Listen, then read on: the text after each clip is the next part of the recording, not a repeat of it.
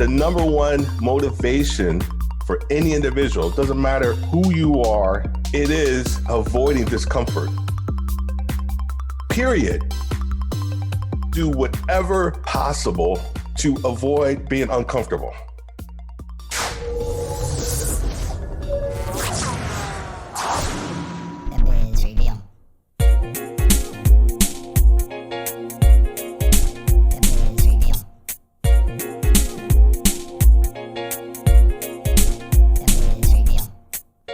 This is the Biz Reveal, and I am your host, Craig Sawyer.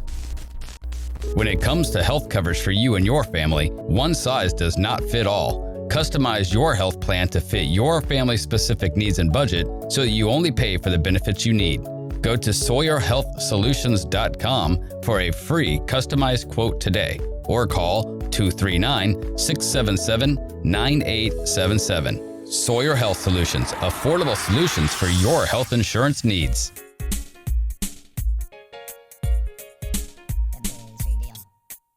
This week, we are joined by Steve Worthy, CEO of Worthy Leadership Group. Steve Worthy holds a bachelor's degree in accounting from Plattsburgh State University, a master's degree in business and strategic operations from the University of Maryland, and a certificate of diversity and inclusion from Cornell University. Steve has 25 years of experience in business development, high-level retail leadership, education, and public service. His expertise lies in business leadership, specializing in strategic thinking, leadership, problem-solving, communication, and productivity. Steve has coached hundreds of successful business leaders and entrepreneurs in varying leadership roles and industries. A few subjects discussed in this episode are leadership development, diversity and inclusion by helping organizations develop a more inclusive culture and the benefits for their companies, and impostor syndrome, what it is and how to deal with it within your leadership journey. You can visit Worthy Leadership Group at their website at worthyleadershipgroup.com or contact Steve Worthy directly by email at steve@worthylg.com. This is the Biz Reveal and Workplace Diversity with Steve Worthy. We do truly focus in on helping Black minority leaders understand the leadership journey. And we do that through executive coaching. But the other side of that is that we work with organizations and we help them understand the context of what leadership equity is. And then we also help them understand the importance of having an inclusive culture. So we try to make sure that we try to marry the two, right? We try to help executive coaches or try to help executive leaders understand their journey, because as you go through business, you're an entrepreneur or you're trying to go up that ladder, there is a rigor that's necessary for you to have. There's an emotional intelligence, there's a self-awareness. There's a level of confidence that you need to have when you go up that ladder. But then the other side is to help organizations understand that there is something that you need to do differently. Maybe your mentorship or your sponsorship programs need to be different, right? In order to kind of marry the two, that's where Worthy Leadership Group comes into play. And our podcast it mirrors that, right? Our podcast is the Worthy Group, and we focus on diversity, leadership, and coaching. It mirrors exactly that, the idea of helping Black and minority leaders understand their leadership journey, but then we also bring in the organizational component to kind of help them understand what some of the different things that they can do to kind of help, with that developmental process, but also making sure that they do embrace, diversity within the organizations, just because of the simple fact of what diverse candidates bring to the table. It's just, and if you're not even thinking about it in that context, then that's a whole nother story that we can probably talk about as well. Sure. Yeah. And so you're giving them a path. Yeah. It's a guide to get them through what they need to do. Because I know sometimes, and I come from a history of being in leadership positions, like 17 years of management experience prior to being in sales, which is what I do now. Mm-hmm. And sometimes you're thrown into positions that you're not ready for yet.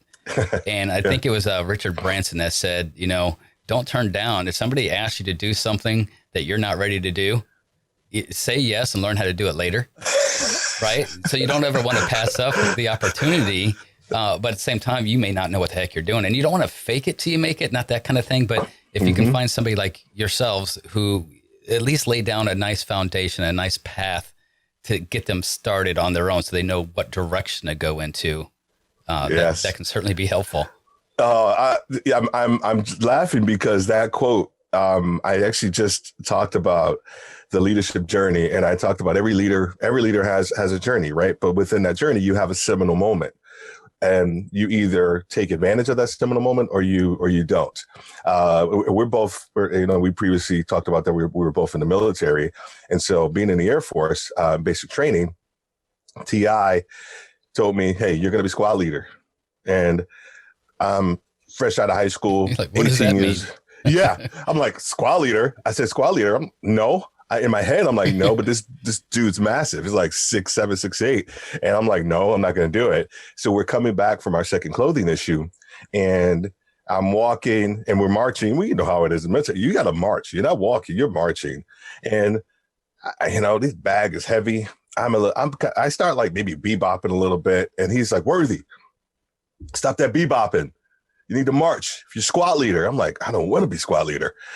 And we're marching, and I just start fidgeting, and I'm just upset because I got to lead these dudes. I'm not trying to do it, and so you do it again, Worthy. You're getting in the back. You're not squad leader anymore. That's all this 18-year-old Steve needed to hear. That's all I needed to hear. That's all I needed to hear. Man, I start like I just start just going crazy, and he's like, "Get to the back," and I said, "Okay, fine." I got out of it. I'm done. It's not happening. We get back to the barracks. He assigned somebody else to be squad leader. I was like, sweet. All I got to do is fall in line. All I got to do is make sure I fold my shirts up the way that they need to be folded. Make sure that my bid is made up the way that it needs to be made up. He calls me into the office and says, Worthy, you think you got away with it? So what are you doing? However you spoke back then in the military, I was like, but in my mind, I was like, what are you talking about? You think you got away with it? So I'm going to tell you this right now. When you're called to lead. So you're not squad leader anymore, but now you're latrine queen. Oh. So a military person immediately gets that. Everybody's like, what is that? So audience, if you're not familiar with it, I am now responsible for the entire bathroom, the cleanliness of the entire bathroom for 18 to 27-year-old dudes. And we are in Lackland Air Force Base in San Antonio, Texas in the summer. If you've ever had kids, especially sons, you know how bad of a job that is.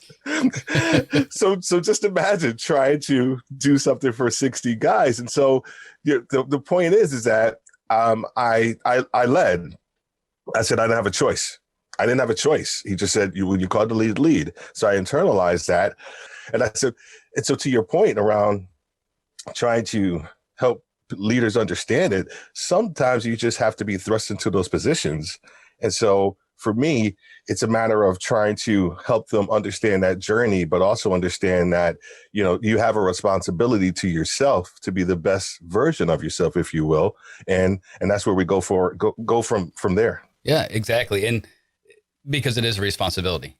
And I think a lot of folks, when they're in a leadership position, especially if it's one that was given to them, not one that they necessarily asked for, they take it as a task rather than a responsibility. It's like it's something that they have to do rather than it's an honor to do, to create more. Yeah. It's a privilege. When you're a leader, you're trying to create more leaders. You're not trying to create followers. You have to follow to learn to lead, but it is a privilege to be able to teach and mentor others and get them. Hopefully, I think the goal is to get them more successful than you are, and not withhold secrets so that it's not going to make you look bad. In fact, it makes you look better. If they outperform you and you're their leader, you just did that good of a job of coaching them. And I think it's a real honor. I know you talked about bringing in the different cultures and the diversity, because there is a lot to be learned from a variety of people. And bringing in different cultures to any company is only going to make that company better. Right. So talk a little bit more about the diversity of, either leadership or as far as a company culture. Yeah. Well, that's a big word, right? And I'm glad you kind of finished with that word culture, because it takes so long to change a culture. It takes so long to try to I guess help an organization kind of understand, unless you're like at the very beginning of an organization, right? You're starting it. Well, right? let's start off with this question. Sorry, I didn't mean to interrupt you, but oh, no worries. Go ahead. What is culture? Yeah. What is a company culture? It's a personal, living, breathing entity within an organization. It's like not an emotion. Exactly. It's an emotion. It's the overall feeling and emotion of a company as a whole. Yeah, But it's like exactly. a personality trait. So cultures are very hard to create, but even harder to change. So if you have Correct. a company, and you see this all the time in corporate America, right, where there's a change in leadership. Yes. And Yes. when you have that change in Yes. leadership, especially if the company is on a failing trend, and the new leader is obviously put in that position for a reason to change that, to reverse Correct. it. But typically it's because of the culture that was created previously. Mm-hmm, Have you ever tried to change a personality trait? Like if you're like, oh, I don't like how I react to that. I've always done that. I need to change that. Right. Have fun, because it is really difficult to change a personality trait, but that's exactly what the task is when you come into a company and try to change the culture. Right. You have to change the way that people feel and the way that people think. And it's not an easy task to do. It's not. And then the flip side of that is that you will have to carry on that analogy, is that you will have some leaders that will come into an organization. Organization may not be doing that bad, but they feel like there's a need for a change. And you may come in as a leader and you just want to try to upset the apple cart, and you just want to kind of change the culture completely based off your leadership. And this is what you think this organization may need. And in some cases, it's not. So guess what? The culture will trump your idea of what you thought was the best way to proceed, because it's so heavily embedded into each individual. And that's the other thing about organizations and cultures. And I was just doing a workshop the other day, and we were talking about like kind of diversity, inclusion, and all this, and some of these other things. And one of the things that I always start off with is that I don't necessarily believe in organizations in the classic sense. And what I mean by that is organization thought, is because each organization is made up of individuals, period. Right. Like that's just it. And so I always tell them, like, whenever we're talking, wherever we're things I'm going to be discussing, please think about this from an individual standpoint, not right now from an organizational standpoint, because that gets in the way, because that's the culture, right? The culture piece gets in the way. And you start thinking everything off in that prism of the corporate culture. But if you start to think about things from a humanity standpoint or a human standpoint, that's where the change takes place. That's where the idea exchange becomes more robust, and it becomes authentic, because now we're talking like two individuals. We're not talking from a corporate standpoint. But then guess what? Now when you go back into the organization, now you can kind of come together, and ideally, the ideas that you generate will be a little bit more, I guess, robust. I hate overutilizing that word, but it will truly be kind of more transformative, because now everybody has something different that they want to bring to the table based off their own experiences. And that's like kind of the drive, or should be the ideal driving force, when you start to think about even everything that's kind of going in the society today. It's like, how do you individually internalize it, and not look to anybody else to kind of define whatever it is that you're feeling and what your thoughts are, because you're an individual. And so from the organizational side of it, that culture piece, you have to think about dealing with individuals first as well. Yeah, and there is, because it sounds contradictory when you talk about company culture and that everybody's one unit, but the unit is similar to the military, as you and I know. The unit is made of individuals, and what makes a unit, or in turn a company in this circumstance, what makes them strong is the variance of ideas, the team that comes together, because with different individuals who can think for themselves, come different responses to problems, different solutions. And so how you grew up is different than how I grew up, and and everybody else. Like, I mean, literally every single person has a different experience in life, and they can bring that experience to the table, which creates a big pool of ideas to solve problems within an organization. And I think that's Right. where the individual becomes the group because of all those different points of view.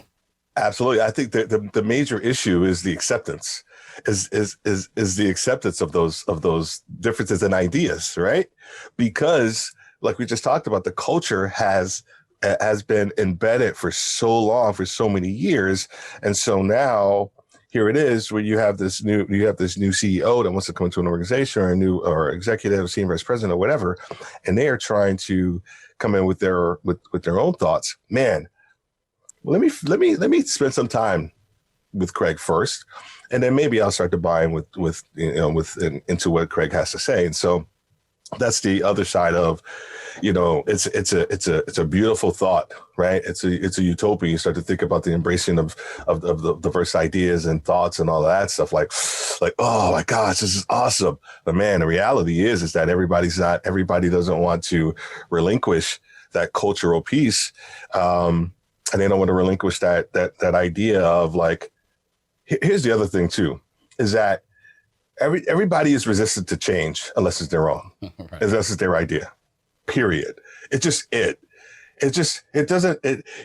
People embrace change. Sometimes, oh my gosh, it's okay. I was great. But man, people will love change if it's their idea. The number one motivation for people, for any individual, it doesn't matter who you are, it is avoiding discomfort. Period. I will do whatever possible to avoid being being uncomfortable in work, my situation, my life, whatever it may be. I will, man, if I can avoid being uncomfortable, dude, you got me. Yeah, exactly. You know? And that happens all the time. And that's why taking companies in different directions, or, just progressing, so you don't get stagnant. Any company that's successful, and you have some of them that become successful and then they level off, they stagnate because they're like, hey, we're doing the right thing, but the world around them is changing. You have to change with it. And along comes that change within the company, whether it be culture, products, or policies, whatever the case is, you have to change with it. But like you said, change is uncomfortable, and you have to become comfortable with being uncomfortable. Exactly. Well, the hardest thing, and I always talk to my team, I always talk to my teams about, because I am one of those nut jobs that actually like change. I just do. I embrace it. It's probably, you probably don't think that's the case, talking about my previous story about becoming, a squad leader. But as I've gotten older, I just love change. Like, it just doesn't matter. Like, it's going to happen. Right. So how do we just embrace it, and how do we figure this thing out, and how do we lead it, right? And that's everybody always talks about leading through change and all this other stuff, but nobody really likes change. And honestly, like I said, I'm just one of those weirdos that do. And I always tell my team is that, and the hardest thing also is to change before it's necessary, right? It's to change. So, Guy, we and I were sports guys, so I always think about Michael Jordan. And I was actually just talking to a guy about this the other day. And the thing about his greatness for me was that he knew his weaknesses, right? I remember there was those years where his jump shot wasn't great. And then the one year he came back, jump shot was outstanding. Then the next year, people said, "Oh my gosh, dude, you don't play defense. You suck at defense. All you care about scoring." So guess what he did? He became defensive player of the year next year, maybe 2 or 3 years in a row, whatever it was, right? And so he saw his deficiencies, and he said, "Okay, I'm going to work on those things," right? And so when I think about it, that's where individuals are resistant to that, because they don't want to self-identify that they have gaps. Right. And sometimes it just takes mistakes, and you got to be okay with making a mistake. But being able to identify when it's time to change beforehand, man, that takes some time. That takes some brutal honesty. The most successful CEOs, or at least leaders of companies, not only embrace that change, but forecast it. It's like playing chess. You always have to be 5, 6, 7 steps ahead. You've got to see those types of things coming. And that a lot of times that just comes with experience. You've experienced those things, and you can see the trends and know where they're leading to, or you're up to date on, the current trends in the market or in the business world or in society. I mean, I don't know too many people in last December, that saw the COVID thing happening in February, right? Correct. So could you Correct. have planned for that? Well, maybe not specifically, but you may have had something in place for, the remote or virtual employee type situation already in place and in policy, that if something should happen, Right. who knows what it's going to be, that you could have that in place. But being able to adapt to that and being able to get your company and all the individuals within the company to adapt to it too. I wanted to ask you about something. When we talked yesterday, you brought up imposter syndrome, and we were talking about leadership, and I wanted to get into that because I love the term. Tell me a little bit about it, what that is. Oh, this is, there's so many people that deal with this. And Albert Einstein, he dealt with it. He called himself an involuntary swindler when he created E equals MC squared. Maya Angelou, she's quoted as saying, I've written 11 books, and every time I release one, I'm like, they're gonna find me out. Michelle Obama, David Bowie, right? All these famous people have been dealing with it, but it also deals with just the everyday ordinary leader who feels that when you've achieved something, you don't deserve it. There is this self-doubt when you've achieved a certain financial level, you have achieved a major project or a position. When you get to these positions, sometimes you feel like you don't deserve it, and it's just, or you feel like you're going to be found out. You feel like you don't have the capacity or the competency to be here. Like I've been in rooms with just brilliant people, and I'm like, what the heck? Why am I in this room? All right. Like, what I am don't I fit in here. I don't fit. I don't fit in there. But the essence of it is that you do, right? You fit in there in your own way, right? You're in there for a reason. And so I think that's the other side. That's the flip side, and we can talk about that too. But that's the flip side of imposter syndrome, is that it's accepting kind of where you are. But it is debilitating. There's a cycle of that comes along with it, is because you achieve something and you start self-doubting. Your self-esteem starts to go away. You start to think everybody else is doubting your abilities, when in essence, they probably just love you. They're like, Craig is outstanding. Craig's like, I suck. Like, I'm just horrible. Like, no one's going to find me out. Right. Or everybody's going to find me out. And then guess what happens? The procrastination starts, because you don't want to go for an achievement again. And that's just so weird, right? When I just think about it, you start the paralysis of analysis of like, oh my gosh, if I get to this next level again, the eyes are going to be on me, and I don't know if I can take that or not. And so it is this vicious cycle that a lot of people deal with. Actually, 70% of people in one way or another have dealt with this imposter syndrome. I had the great privilege of meeting Herman Cain, who had a radio station, a radio show down on the land. I met him at like a banquet or something like that, and we were talking, and WSB 750, I believe that's what it is, or something like that. And I had the opportunity, because my buddy and I were starting our Blog Talk Radio thing, and we were thinking we had that imposter syndrome there too. And he said, Steve, dude, he didn't say dude, I say dude. He said, hey, you just got to talk to one person. You got to sound like you're talking to one person. And when I thought about that again, I said, okay, let me just go and start. And let me start like I'm just talking to one person. And it just became a lot easier for me. So I kind of like crystallized the thought. But man, it is That's real great advice. I like that. Deal. That's great advice, because when we're doing these shows and we know that we're talking to a lot of people, and a lot of people in areas we've not met, in Correct. Areas around the world. And it is easy to get lost in that. And you're trying to be all inclusive, which is impossible. Yes, so you try to be general, but that's really good advice. I like that a lot, because if you do focus on just looking, like you and I, we're just talking, we're just having a conversation right now. If it's just you and I, it is easier to have that conversation than it is if, saying, well, you and I are talking, but we got this whole audience around us that's listening. If you block some of that out, it does make it a more natural and easier conversation to have. Exactly. Authentic, right? It's the authenticity, because you can kind of, I mean, I'm bald, but I can't let my hair down, right? You can let your hair down, but it's just like, if you're, you're just having a conversation. And to your point earlier about like the culture piece, because it's a part of yourself, we are exposing, you and I, a part of ourselves as we do these podcasts. And when you think about the imposter syndrome, just to kind of get back to that, is that you don't want to expose kind of your true self, because, man, you feel like no one's going to accept you, right?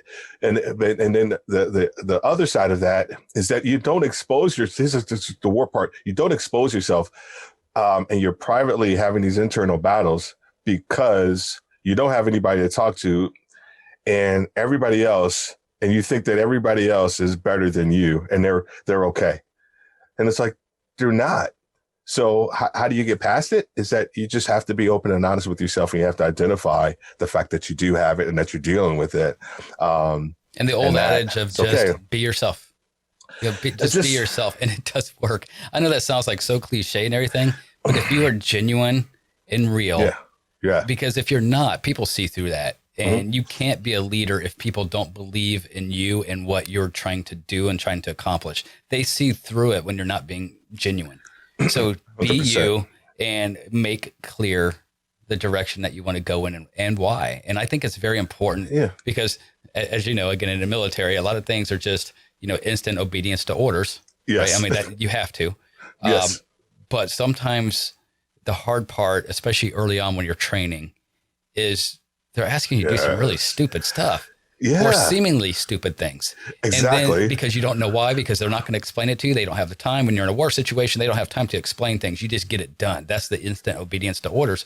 Yes. But I think it's very important for leaders, as leaders, to not only, have tasks that need to be done, but also explain why those tasks need to be done, and even why they need to be done in a certain way.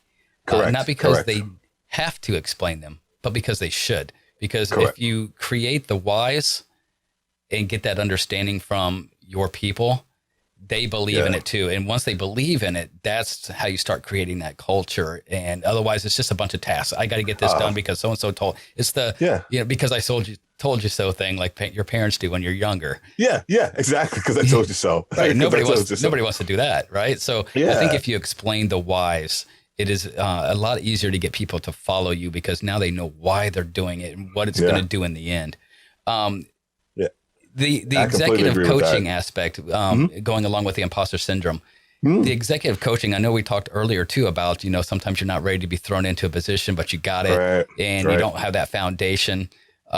What does executive coaching do? Like, how would it help in a very general term, of course, because I know it's going to vary from industry to industry. The best coaching is when you get your client to embrace the understanding that, one, that they're not perfect, and that, two, that they're never going to be perfect, but also understanding how to leverage their strengths, but also kind of soar with where they currently are and identify that. And so helping them if we take the imposter syndrome into context from a coaching standpoint, I always think about it in this way. So, and I use this analogy so much when I think about just giving yourself space emotionally, mentally, to just be okay with either being upset or not being perfect. There's a movie, Beautiful Mind, with Russell Crowe. Very good movie. Very good. Right. So is it Jim Nash? I think it's I can't remember. John Nash, mathematician, Nobel Peace Prize winner, all this other stuff. It's a scene at the end of the movie. Well, if anybody who hasn't seen the movie, he deals with schizophrenia. He sees these three different people and voices throughout the entire movie. And so it's at the end of the movie, they come to see him, and they're in the dining hall, and they're talking to him. Dining hall. Oh my gosh, military. They're in the cafeteria, and they're talking to him, and because they want to present him with the Nobel Peace Prize. And he says, I know why you're here. You just want to know if I'm still crazy. You just want to know if I still see the voices or not before you give me the Nobel Peace Prize. And the guy kind of says, well, yeah. And he says, well, and he looks over across, and he sees the three voices that's been bugging him or debilitating him his entire life. He says, you know what? They're there, but I choose not to acknowledge them. And I was just like, for me, it was just like, it just blew my mind, because when I start to think about different things, sometimes we feel like we can conquer them solely, and sometimes it's still there. Impostor syndrome, if we can kind of just take it back there for a second, and everything that we talk about, it doesn't go away, because guess what? If you do get promoted to another level, guess what? Now you have to kind of almost reinvent yourself. You have to think about things differently. You go to another level, or you get a new boss, or the company pivots, got a new product launch, right? So it doesn't go away. It's just a matter of how are you going to continue to deal with it and shift with it. So the executive coaching helps you understand your emotional intelligence and your self-awareness and your ability to be able to adapt to the change that's going to sometimes be thrust upon you. Right. To our point, sometimes, you're just thrust into a situation. Sometimes the change is thrust upon you. And how are you going to figure it out? How are you going to develop the coping skills to go in and figure it out without and still be successful as well? Yeah. Adapt and overcome. Adapt and overcome. Adapt. Smoking like a Marine. I know. Adapt and overcome. And but every day, I think most of us do that every day. You may not know it because it's such a normal thing that we have to do. Adapt and overcome. What happened today that you weren't planning on? What threw a wrench in your plans? All right, well, it happened. Now what?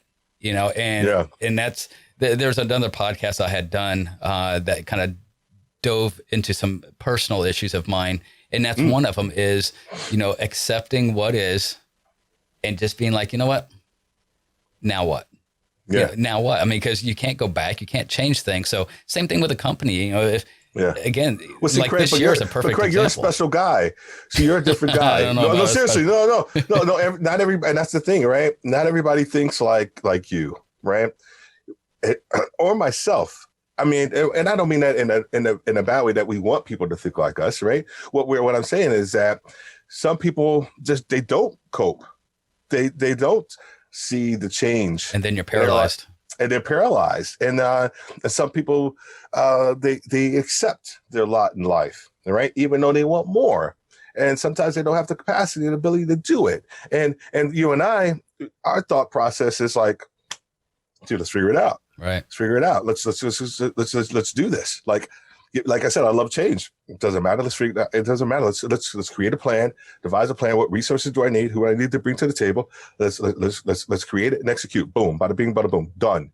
Right, man. The majority of society in the world, and definitely the people that we come in contact with, they don't. And so the goal is to try to help them understand.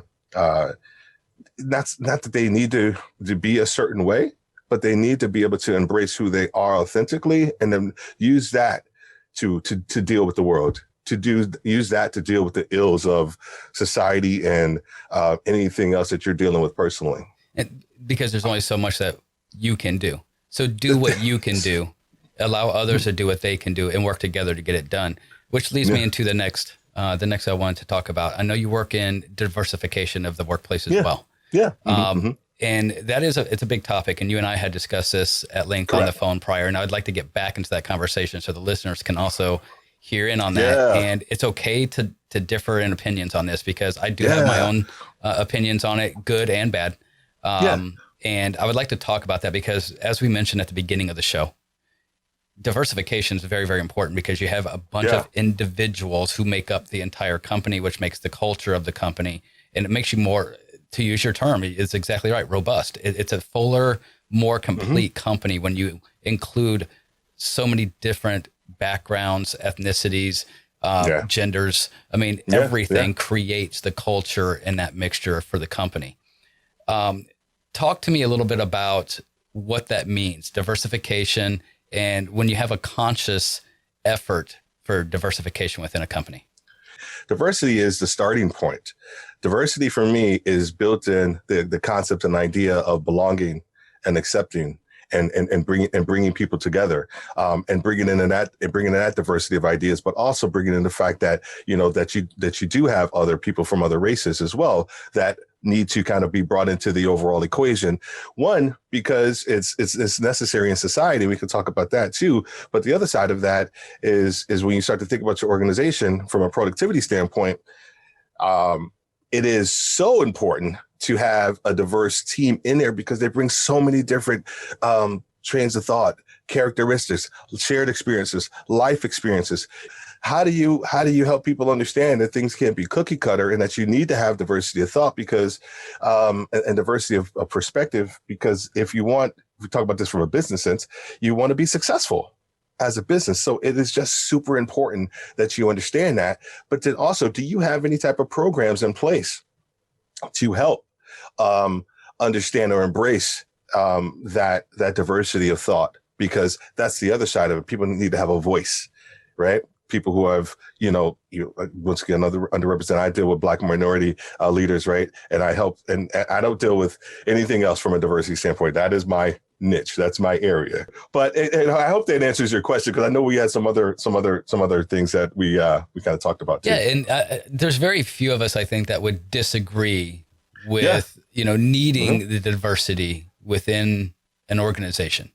The diversity, I think, is it's a necessity more than anything. I mean, you need to be diversified because the world is diversified. And if you're going to relate to the world, and especially in the business sense, if you're going to relate to the world, you need to be the world. You need to represent who your client base is. And I think the issue that is more of a topic is when a company consciously is making that effort. Right. There are sometimes the cases where it's possible that somebody who is more qualified got overlooked because of the diversification needs of that particular company, right? So if you have a minority diversification issue and you're lacking in those areas, obviously you want to focus and make sure that you're being representative of at least the area where your business is at, or the area or the client base that you represent. Right. You need to be all inclusive of that. So how do you handle the case where you're not quite meeting, whether it be Black or female or Asian, it doesn't matter, whatever minority base that you need to make sure you're being more inclusive of. How does a company make sure that you're getting the right person, right? Even if the perfect person is not of that minority base? Do you pass them up? Because that's a whole nother prejudice in itself, and that's what causes an issue. Yeah, that's a great question. It's a common question, right? That's always posed, and sometimes, and I'm so glad that you and I we're having this discussion, because I think sometimes people are afraid to even ask that question or any sort thereof. Sometimes, the ideal candidate could be, right? It could be. So we're just talking about, it could be a white person, but the goal and the idea is that when you think about that question, it assumes that everybody started off equal, right? It assumes that everybody's at the same playing field, right? And so when we start to think about it, we have to think about it in that context. Here's is how that I not always a think safe assumption to make? No, it's not, because it's not. It's not. Here's the that's a great follow up. I could beat anybody. Who's the fastest man on earth? I don't even know. Let's just say it's Ben Johnson. Bolt. Or no, Bolt. Usain Bolt. Man, I could beat Usain Bolt in a 100 meter run. I'd love to see that. I can. I would pay to see that. I can. Okay. I can beat him. You know how I can beat him? If I start out at 80 meters and he starts back here. Right. I can beat anybody if I start faster, if I start sooner. So when you think about the idea of diversity and underrepresented people, is the context is that they didn't start equally. Right. They just didn't. And that's where we start talking about equity. Equality is just that we treat everybody human. I mean, seriously, just equal. That should be the bare minimum. But when we start to think about trying to bring up underrepresented people, we have to take that into consideration, is that not everybody started at the same spot. So I think to your point, and I saw a great video online last year, to your point, where there was like a group of maybe 20 people, white, Black, Asian, female, male, everybody in there. all the different races, whatever. Mm-hmm. And they're all racing. It was actually exactly what you're talking about. I think it was like 100 yards or 50 yards, whatever the case was. And everybody starts off at the same point. And then he says, but anybody who, did not have access to a college education, take one step ahead, or had access to a college education, take one step forward. Anybody who grew up with a 2-parent household, take another step forward. And I think that's kind of a good representation of what you're talking about. I think we get lost in the narrative that's going on in social media and the media in general. And then it kind of spreads like wildfire. Everybody does have equal opportunity. I mean, we've seen that in recent years. I mean, we have finally approached a time where we've had a black president, and now we have a black vice presidential female candidate, which that's awesome. Whether you agree with politics or not, it's at least the achievements are to be applauded. So everybody does have equal opportunity, but it should be acknowledged that it does take more effort for some groups of people to get to that opportunity. Our time's up. I know. But man, thank you so much for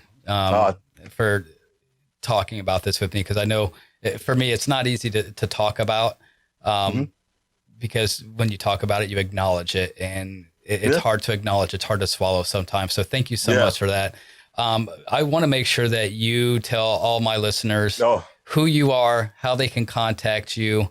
So if you wouldn't mind, just tell them your company name and website address and email. How can they contact you? Yeah, absolutely. So it's called Worthy Leadership Group. So you can reach us at www.worthyleadershipgroup.com. We are here in Ellicott City, Maryland.